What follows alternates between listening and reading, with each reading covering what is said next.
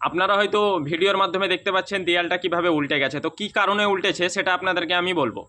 তো ওখানে গিয়ে আমরা জানতে পারি যে দেয়ালটা উল্টার কারণ হচ্ছে যে প্রচণ্ড পরিমাণে হাওয়া বইয়েছিল সেই কারণে উল্টে গেছে। আগামীকালকে প্রচণ্ড পরিমাণে হাওয়ার কারণে দেয়ালটা উল্টে গেছে। কিন্তু আমি যেহেতু একজন মিস্ত্রি, সে কারণে আমি আমার পয়েন্টগুলো বলছি।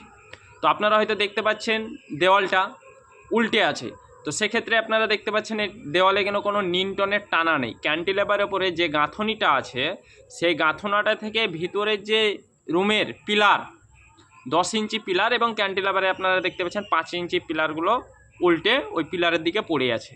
তো সেগুলো থেকে নিউটনের একটা টানা দেওয়া দরকার ছিল, তাহলে এই হাওয়াতে কিন্তু গাঁথনিটা উল্টো না। 1 নম্বর পয়েন্ট।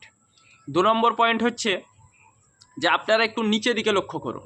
আপনাদেরকে দেখানোর চেষ্টা করছি, আপনারা একটু নিচে দিকে লক্ষ্য করুন।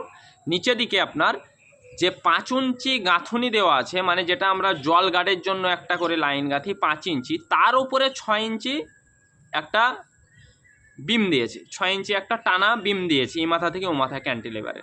কিন্তু এটা দেখতে হবে, বিমটা দিয়েছেন ঠিক আছে, আমি বলবো না যে বিমটা দিয়েছেন খারাপ, কিন্তু বিমটা কি সেই ছাদের রড থেকে কানেক্ট আছে না ওটা ফাঁকাই দিয়েছেন, সেটাও দেখার বিষয়।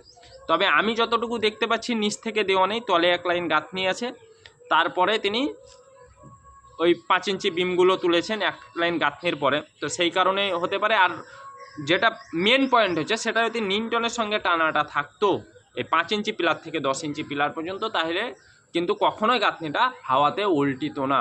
আপনাদের মতামতটা আপনারা কমেন্টে জানিয়ে যাবেন, আমার মতামতটা আমি বললাম। ভালো লাগলে অবশ্যই লাইক কমেন্ট শেয়ার করে দিন।